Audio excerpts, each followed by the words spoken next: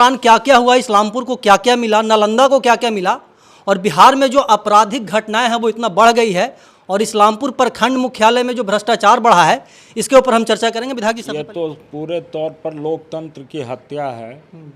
माननीय विधान पार्षद डॉक्टर सुनील कुमार सिंह हम लोग के एमएलसी थे, और उन्होंने सदन चलते हुए जो वाद विवाद होता है उस वाद विवाद में उन्होंने अपनी बात को रखने का काम किया था, और सरकार की विफलता को गिनाने का काम किया था, जो विपक्ष के नाते हम सबों की भूमिका है। और उसी क्रम में माननीय मुख्यमंत्री जी भी सदन में उपस्थित थे, और स्वाभाविक है कि जब सरकार पर कोई टीका टिप्पणी करेगा तो सरकार का जो मुखिया है उसी पर टीका टिप्पणी होगा। तो उन्होंने भी सरकार के मुखिया के नाते जनता के सवालों को उनके सामने रखने का काम किया, जिसके प्रतिफल के रूप में विधान परिषद की आचार समिति में उन्होंने इस मामला को भेजा, और आचार समिति ने स्पीकर के यहाँ रिपोर्ट दिया, जिसके आधार पर सदस्यता खत्म हो गई। अब प्रश्न ये उठता है कि हम लोग जनप्रतिनिधि हैं, जनता अपने सवालातों को हल करने के लिए हम लोगों को विधानसभा, विधान परिषद और लोकसभा में भेजती है। वहाँ जाकर के यदि हम जनता की आवाज़ को उठाते हैं और हमारी आवाज़ को बंद किया जाएगा तो इस लोकतांत्रिक व्यवस्था में जन समस्याओं का समाधान का केंद्र कौन होगा। इसलिए मेरे तरफ से ही नहीं, पूरे देश के जो भी खास करके अमन चैन लोकतंत्र पसंद व्यक्ति हैं, सब लोगों ने वहाँ की सभापति के इस निर्णय का निंदा किया है, और हम भी इसकी निंदा करते हैं।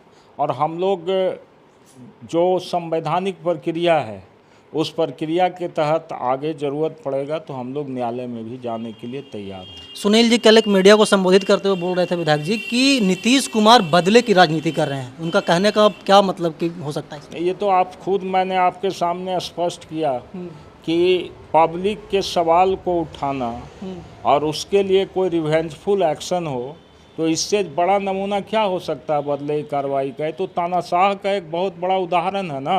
अब हम समझें कि हम विधायक हैं तो हमारे सामने कोई अपनी बात नहीं रखे तो हम अपने विशेषाधिकार का उपयोग करके उसका दमन करें। इसके लिए तो हमको विधायक नहीं बनाया गया। तो आप मुख्यमंत्री हैं और आप के ऊपर कोई वक्तव्य करता हो तो आप उसको पर्सनल ईगो लेकर के उसको कार्रवाई करवाते हैं, तो ये तो पूरे तौर पर मनमानी है ही है, नहीं तो रिवेंजफुल बदले का किया गया एक्शन है। इसको लेकर के आप लोग आगे भी जाएंगे? जी ज़रूर, न्यायालय में जाएंगे। चूँकि पहली बात तो ये उठता है कि whether the order which has been passed by the chairman of the council is accordance with law और नॉट। जो ऑर्डर पास किया गया वो कानून के परिधि में है कि नहीं, यदि कानून के परिधि में नहीं है और विधि वेता ये राय देते हैं कि इसके लिए न्यायालय में जाना उचित है, तो हम लोग न्यायालय जाएंगे। क्योंकि न्यायालय को तो देखना है हर चीज़ को, तो इसलिए न्यायालय में हम लोग न्याय के लिए जाएंगे। अच्छा, आपके जो नेता हैं तेजस्वी प्रसाद यादव जी लगातार एकदम पोस्ट पे पोस्ट किए जा रहे हैं फेसबुक पे कि बिहार में आपराधिक जो घटनाएं हैं उसमें वृद्धि हो रही है। कौन है जिम्मेवार? नालंदा में भी कुछ दिन पहले, 2 दिन पहले मुखिया प्रतिनिधि की हत्या कर दी गई है बालू माफियाओं को द्वारा। क्या कहेंगे पूरे घटनाक्रम के बारे में? अच्छा देखिए, ये जो एनडीए के लोग हैं ये जब भी डिबेट में बैठते हैं और आज भी बैठते हैं तो यही कहते हैं कि 15 साल बिहार में जंगल राज था। आज क्या कोई मंगल राज दिखाई पड़ रहा बिहार में? क्या परिवर्तन हो गया? 23 साल से माननीय नीतीश कुमार जी बिहार के मुख्यमंत्री हैं, और 23 वर्ष नहीं 18 वर्ष से, और इस 18 वर्ष में भी विधि व्यवस्था में सुधार नहीं हुआ, तो ये किसकी जिम्मेवारी मानी जाएगी? निश्चित रूप से ये सरकार की विफलता है। और उतना ही नहीं, सरकार के द्वारा संपोषित अपराधों में वृद्धि हो रही है। जो भी अपराधी हैं उसका संरक्षण सरकार के द्वारा मिल रहा है। ऐसे कई उदाहरण मिले आपको, चाहे वो सीतामढ़ी की घटना हो, चाहे वो आरा की घटना हो, इन जगहों का आप यदि तलाशिएगा उसका ज़मीन को तो समझ में आएगा कि कहीं न कहीं सरकार के संरक्षण में ये अपराधियों का मनोबल बढ़ रहा है और अपराधी कार्रवाई कर रहे हैं। माननीय मुख्यमंत्री जी बहुत ही चिढ़ के और बहुत ऊंचे आवाज़ में बिहार के लोगों को कहते थे कि नीतीश कुमार का मतलब है न्याय के साथ विकास, सुशासन की सरकार। सुशासन की सरकार। तो न्याय के साथ क्या विकास बिहार के अंदर हो रहा है आप खुद देख रहे हैं। आप ही ने अभी हमसे शुरुआत ही किया कि सेशन खत्म हुआ है, भ्रष्टाचार बढ़ गया है। तो भ्रष्टाचार पर तो हम बाद में आएंगे। अभी आपका जो सवाल है कि बिहार में अपराध बढ़ रहे हैं, तो अभी एक दो चीज़ घटनाएं जो घटी है उस पर आप थोड़ा सा गौर कीजिए। घटना जब होता है, मुकेश सहनी के पिता की हत्या होती है, हत्या के कल होकर के बिहार का डीजीपी सारे आप प्रेस और मीडिया के लोगों को बुला करके संबोधित करते हैं और वो सरकार का आंकड़ा गिना रहे हैं कि 2005 में इतनी हत्याएं होती थी और 2024 में इतनी हत्याएं हो रही है। क्या एक सरकारी पदाधिकारी को सरकार का डाटा देने के लिए अधिकृत किया गया है या सरकारी पदाधिकारी को अपराध पर नियंत्रण करने के लिए अधिकृत किया गया है? पूरे अपने वक्तव्य में डीजीपी ने कहीं ये नहीं कहा कि बिहार के अंदर ये जो अपराध हो रहा है इसके पीछे क्या कारण है और हम अपराध पर लगाम कैसे लगाएंगे, सरकार की क्या योजना है, क्या कार्यनीति है, इस पर कोई चर्चा नहीं। तो ब्यूरोक्रेट्स जो है पॉलिटिकल बात करे और पॉलिटिशियन की तरह बयान दे अखबारों में और मीडिया के सामने, तो आप समझ सकते हैं कि क्या भविष्य होगा बिहार का। और पदाधिकारी ही सरकार को चला रहे हैं ये बात भी साबित हो रहा है। क्योंकि आपने देखा कई अवसरों पर अब माननीय मुख्यमंत्री जी इंजीनियर को पैर पकड़ रहे हैं, कभी जाते हैं मीटिंग में तो किसी को आईएएस को हाथ जोड़ते हैं। तो इस तरह से जो सरकार के सबसे प्रमुख पद पर बैठा हुआ व्यक्ति है, जिससे बिहार की जनता उम्मीद कर रही थी कि हमको बिहार में एक सुशासन मिलेगा, वो खुद सरेंडर करके अब पदाधिकारी के सामने गिड़गिड़ा रहे हैं। तो इस नीतीश कुमार जी का क्या भविष्य और बिहार का क्या भविष्य होगा समझिए। इसलिए अपराध जो है, अपराध के पीछे कहीं न कहीं सरकारी महकमे का हाथ है। और दूसरी बात है कि अपराध होने के बाद इनका एक ही वक्तव्य शुरू से आता है कि हम न किसी को फंसाते हैं न किसी को बचाते हैं। ये वक्तव्य कहने से नहीं ना होगा। अपराध के बाद आपने कार्रवाई किया what action will be taken by the government, तो इसको तो कहीं इन्होंने बताया ही नहीं कि क्या एक्शन है। बहुत सारे ऐसे केसेस हैं जो अभी तक अनुसंधान के लिए पड़ा हुआ है, परिणाम उसका नहीं निकला। तो जहाँ पे परिणाम नहीं निकलेगा तो अपराधी को क्या डर होगा, किस चीज़ का डर होगा बताइए। सरेआम अपराधी आता है, शहर के अंदर फायरिंग करता है। पटना हमारा राजधानी है, वहाँ पे फायरिंग हो जाता है। अभी 2 दिन पहले आपको दीघा में फायरिंग हो गया। उसके पहले कहीं भी घटनाएं आम बात हो गई है। इस्लामपुर शहर में आप देखें कि शाम में यहाँ अपराधियों ने किस तरह से फायरिंग करके दहशत पैदा किया दुकानदारों के साथ। तो वैसे लोग जो चिन्हित हैं, जिसको प्रशासन भी जान रहा है और उस पर कार्रवाई नहीं हो रही है, तो जनता के दिमाग में क्या बात जाएगा। पब्लिक तो यही ना समझेगी कि कहीं ना कहीं से प्रशासन के द्वारा इनको संरक्षण मिल रहा, तब कार्रवाई नहीं हो रहा। और जिस दिन अपराधी के मन में ये डर पैदा हो जाएगा पुलिसिंग का और सरकार का, उस दिन अपराधी घर से निकलना बंद कर देगा। लेकिन ये मुख्यमंत्री सबसे कमज़ोर मुख्यमंत्री हैं, लाचार मुख्यमंत्री हैं, विवश मुख्यमंत्री हैं। इसलिए इनके राज में अपराध रोकना इनके अब बस की बात नहीं रह गई। अच्छा, भ्रष्टाचार पे आते हैं विधायक जी। आपके इस्लामपुर विधानसभा क्षेत्र के इस्लामपुर प्रखंड मुख्यालय में कोई भी कागजात बनवाना होता है तो उसके बदले अधिकारी या फिर अधिकारी के जो दलाल होते हैं वो रकम की मांग करते हैं। बहुत सारे मेरे पास वीडियोज भी है। इसको आप ख़त्म करने के लिए क्या कर रहे हैं? आपके बगल में प्रखंड मुख्यालय। देखिए भाई साहब, ये जो भ्रष्टाचार है कोई सिर्फ इस्लामपुर में नहीं है। अभी आप इस्लामपुर में इसलिए इस्लामपुर की बात करें, वैसे है पूरे बिहार में। आपने उदाहरण दिया ठीक है, लेकिन ये भ्रष्टाचार पूरे बिहार में है। और पूरे बिहार के अंदर भ्रष्टाचार की पोषक कौन है? जहाँ पे सरकारी पदाधिकारी बेलगाम हो जाएगा, जिसको डर और भय नहीं होगा, तो वो आदमी रिश्वत लेने के लिए तो वो अपने आप उन लोगों को सरकार ने खुला छोड़ दिया है। कोई कार्रवाई तो उस पर हो नहीं रही है। जनता बार बार जा कर के गिड़गिड़ाती है, कहती है, अपनी बात को रखती है, लेकिन कोई भी आदमी संज्ञान लेने के लिए तैयार नहीं है। तो जहाँ डर नहीं रहेगा वहाँ तो भ्रष्टाचार पैदा होगा। शासन चलता है रोब और भय से, समझें। लालू जी की सरकार थी तो लालू जी की सरकार में कम से कम पदाधिकारियों को ये डर था कि हम गलत करेंगे तो कार्रवाई होगा, लेकिन इनके राज में तो कोई कार्रवाई हो ही नहीं रहा। हालत ये है कि जनप्रतिनिधि की बात को तो सुनने के लिए भी प्रशासन के अधिकारी तैयार नहीं हैं। हम अपनी बात को जो उनको दिया गया है संविधान में कि व्यवस्था कि क्या एक सरकारी मुलाजिम का क्या अधिकार है और जनप्रतिनिधि का क्या अधिकार है, आप दोनों चीज़ को देखिएगा तो हम लोगों ने तो बहुत दिनों से राजनीति कर रहे हैं, इसलिए बहुत सारी चीज़ों को अपनी आंखों से देखा है। जब हमारे पिताजी ही विधायक थे तो दूसरी व्यवस्था थी। विधायक का एक मतलब होता था, लोग समझता था, डरता था, भय खाता था। आज तो एक छोटा सा काम के लिए, जेन्युइन काम के लिए भी हम लोगों को, पदाधिकारी को 1 से 2 बार 3 बार कहना पड़ता है, तब जनता का काम हो रहा है। तो ये तो लोकतंत्र के लिए काला इतिहास है। और ये भ्रष्टाचार रोकने के लिए जन आंदोलन जब तक नहीं होगा तब तक भ्रष्टाचार सरकार से नहीं रोक सकती। तो इस्लामपुर में जन आंदोलन अब विधायक जी करेंगे, क्या उम्मीद लगाए जनता? निश्चित रूप से जनता की समस्या के लिए हम हमेशा तत्पर रहे हैं और मैं हमेशा जनता की आवाज़ को उठाता रहा हूं। बहुत निकट भविष्य में आपको ये देखने को मिलेगा कि हम लोग इस्लामपुर में जो भ्रष्टाचार है उसके लिए भी हम लोगों का आंदोलन होगा।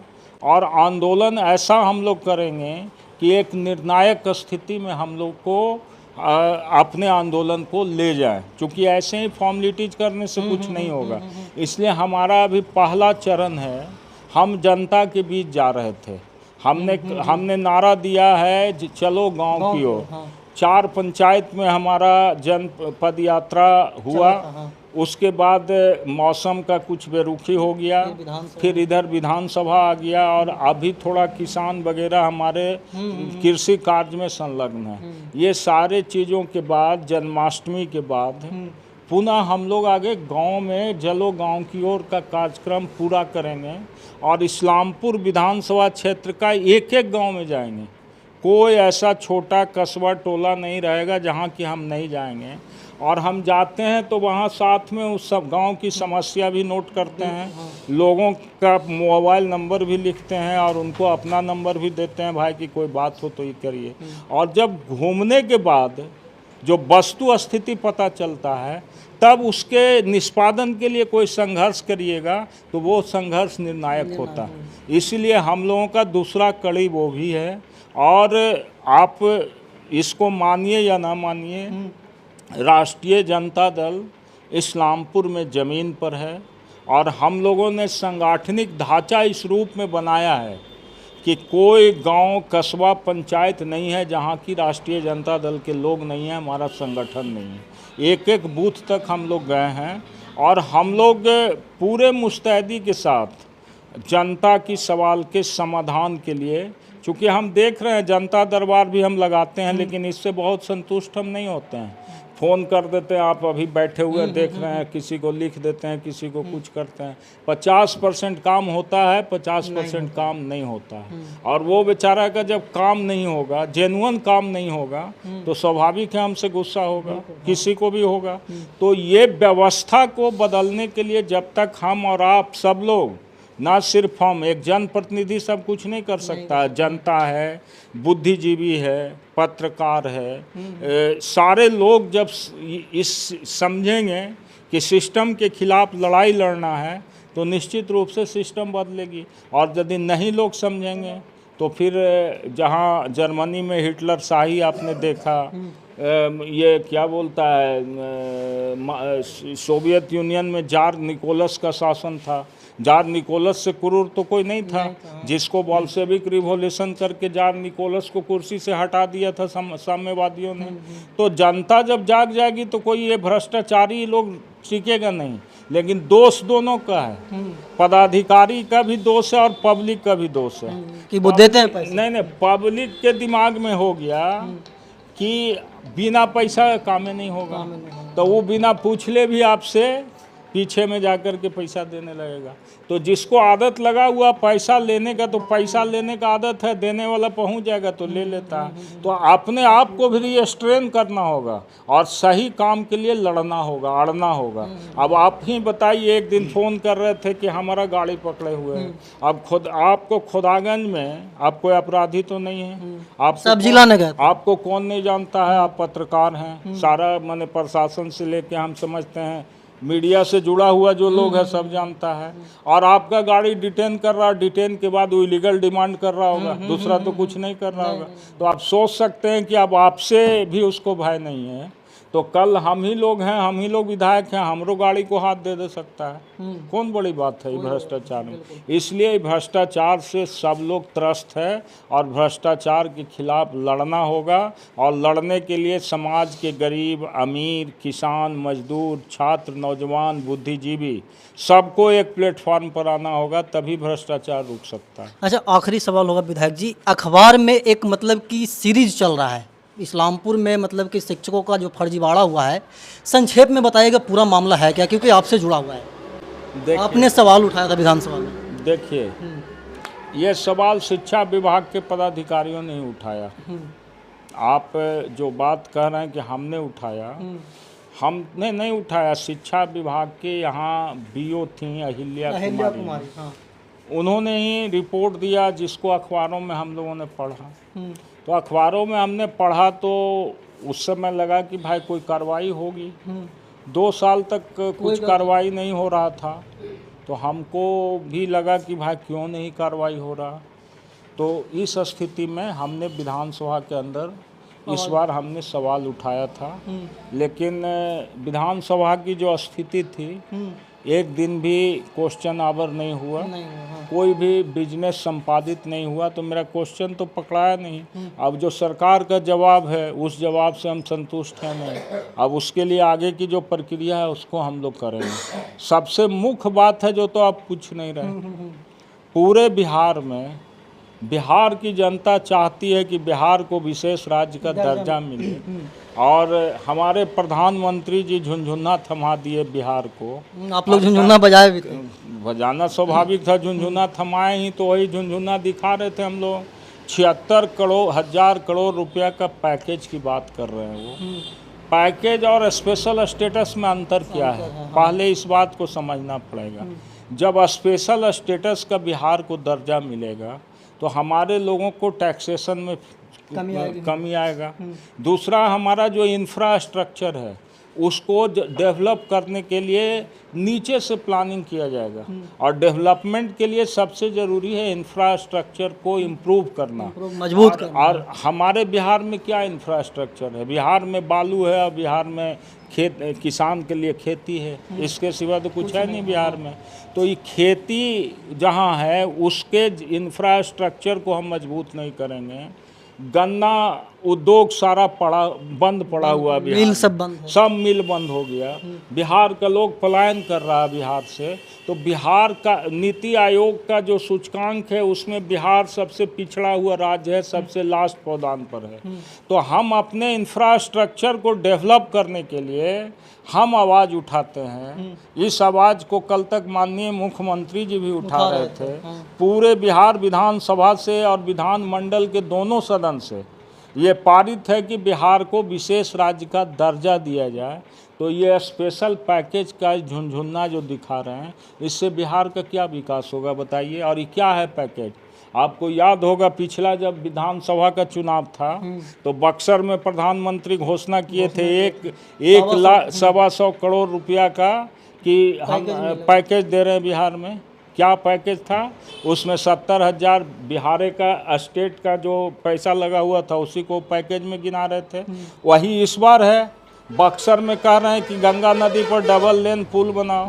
हम आपको याद दिलाना चाहते हैं, जब हमारे नेता तेजस्वी जी बिहार के पथ निर्माण मंत्री थे और देश के सड़क के मंत्री थे गडकरी साहब, तो गडकरी साहब से एक शिष्टमंडल मिला था बिहार का लोग तेजस्वी जी के नेतृत्व में, और उस समय ही गंगा पर पुल बनाने का हम लोगों ने मांग किया था। और वो उसमें बिहार का जो हिस्सा था उसको देने के लिए भी हम लोग तैयार थे। तो सारा कुछ ये तो पहले से प्लान था, फिर उसी प्लान को ये दे करके पब्लिक को बुड़वक बना रहे हैं। तो पब्लिक को ठग करके आप देश बिहार को चलाइएगा तो आप कल जो पब्लिक परसेप्शन बन रहा है उसका तो भुक्तभोगी होइएगा। कहाँ आप बात कर रहे थे 300-400 पार, कहाँ आपका क्या हो गया खुद देख लीजिए। तो पब्लिक है ना आपका ही किया कि हम अकेले ये आप कर दिए। मतलब कि पब्लिक समझदार है। ये पब्लिक समझदार है, लेकिन शासक वर्ग को भी समझदार होना होगा। हम यदि लोकतंत्र में जनता के प्रति प्रतिबद्ध हैं तो जनता की समस्याओं का हम निदान नहीं करेंगे तो फिर लोकतंत्र में जनप्रतिनिधि की भूमिका क्या रह जाएगी? क्या हम किसी का घर का भोजन चलाएंगे? हम किसी का घर में जा कर के उसका झाड़ू पोछा करेंगे? उसका जो वाजिब सवाल है उसको हमको पूरा करना है। लेकिन एक संकट यहाँ भी है भाई जी, संकट ये है कि बिहार में अशिक्षा है, इसको मानना पड़ेगा। बिहार में अशिक्षा है, एजुकेशन का अभाव है। और अशिक्षा के चलते जो जनता है उसको ये नहीं समझ में है कि विधायक का क्या पावर एंड फंक्शन है, एमपी का क्या पावर एंड फंक्शन है, मंत्री का क्या पावर एंड फंक्शन है। वो बेचारा कोई भी काम रहेगा जिसको आप ना भी कर सकते हैं लेकिन वो लेके पहुंच जाएगा। तो इन सब चीज़ों को भी कभी कभी झेलना पड़ता है, जिससे थोड़ा परेशानी होता है। लेकिन ये क्या करिएगा, जब तक कि ये सोसाइटी का कल्चर नहीं बदलिएगा तब तक तो ये होना ही है। जब शिक्षित समाज हो जाएगा तब उसको समझ में आएगा भाई कि विधायक जी से हम क्या कहें नहीं कहें, क्या करना है। तो ये सारी बात दिखाई पड़ती है। लेकिन आपके चैनल के माध्यम से हम ये कहना चाहते हैं कि माननीय मुख्यमंत्री जी अब मानसिक रूप से शारीरिक रूप से थक चुके हैं। हम लोग के अभिभावक हैं, हमारे ज़िला के हैं, हमसे व्यक्तिगत मेरे प्रति उनका स्नेह भी रहता है क्योंकि हमारे पिताजी से ही उनका अच्छा संबंध था। लेकिन हम लोगों को सिर्फ एक ही बात कहना है कि जो आदमी पैदा लिया है उसको मरना है। कोई भी आदमी है, मरना स्वाभाविक है। यही सत्य है। जब ये सत्य है तो नीतीश बाबू यदि अभी चाहेंगे तो बिहार को विशेष राज्य का दर्जा मिल जाएगा, इसलिए कि दिल्ली की सरकार इनके सहयोग से चल रही है। जिस दिन ये सरकार से अलग होंगे नरेंद्र मोदी फिनिश हो जाएंगे। तो अपने बिहार की जनता के लिए ये बड़ा कोई बलिदान नहीं है, और इस बलिदान को यदि वो पूरा कर देते हैं तो देश का लोग उनको याद करेगा। जिस तरह से बापू को याद कर रहा आज नीतीश कुमार को भी लोग याद करेगा कि विशेष राज्य का दर्जा दिलवा दिए। तो हम ये आपके चैनल से मांग करते हैं कि ईश्वर उनको सद्बुद्धि दे, और ये सिर्फ पढ़ाने में लोगों को ना रहें कि हमने बिहार को बहुत दिला दिया। बिहार को क्या दिलाए नहीं दिलाए ये हम आपको कहिएगा तो एक एक चीज़ में कितना मिला वो सारा कुछ हम डिटेल्स आपको दे देंगे। लेकिन कुल मिला के स्थिति यही है कि स्पेशल पैकेज से कुछ नहीं होना है, स्पेशल स्टेटस मिलना चाहिए। ये बिहार के आवाम का मांग है और इसको मुख्यमंत्री जी पूरा करावें, यही आपके चैनल के माध्यम। आखिरी सवाल होगा विधायक जी, आपके जो प्रखंड के और एकंगरसराय प्रखंड के जो भी अधिकारी हैं उनको क्या कहना चाहेंगे? देखिए, हम तो सबको ये कहना चाहेंगे गलत काम करिए मत, गलत काम होने मत दीजिए, दोनों चीज़ हम कहेंगे। और ये पदाधिकारी लोग जो हैं आपके या हमारे इस चैनल के माध्यम से हम कुछ कहेंगे तो थोड़ी के वो लोग के अथी माथा तो पहले ही बोल दिया कि आंदोलन हो। हाँ आंदोलन तो होगा, वो तो जनता के बीच का मामला, वो पदाधिकारी से पूछ के करेंगे हम लोग। देखिए, पदाधिकारी कब डरता है? जब डरता है तो दो ही उसको डरने का कारण है, एक सत्ता और दूसरा जनता, जन प्रतिरोध। तो जब सत्ता आपके पास है ही नहीं, हम विपक्ष में हैं, तो जन प्रतिरोध ही ना एक सहारा है। तो जन प्रतिरोध से आदमी बहुत सारी चीज़ों को कराता है। एक ज़माना था इस इलाके में जब कम्युनिस्ट पार्टी थी, हमारे पिताजी राजनीति करते थे, तो हमेशा महीना 2 महीना में आंदोलन होता था। पदाधिकारी को लगता था भाई कि नहीं काम होगा, आंदोलन होगा, फट जाएंगे। उस समय आंदोलन होता था तो पदाधिकारियों को डर रहता था। अभी तो कोई आंदोलन नहीं है, कोई उसको सत्ता है नहीं तो सत्ता से डर है नहीं। अब पब्लिक का जन प्रतिरोध भी नहीं है तो वो लोग अपने को निरंकुश बनाए हुए हैं। तो इसलिए प्रतिरोध मार्च और पब्लिक के प्रतिरोध को जिंदा करना, यही हम लोगों का अभी जिम्मेवारी है। और इस जिम्मेवारी को राष्ट्रीय जनता दल और महागठबंधन बखूबी बिहार में निभाएगी और इस्लामपुर में भी निभाएगी।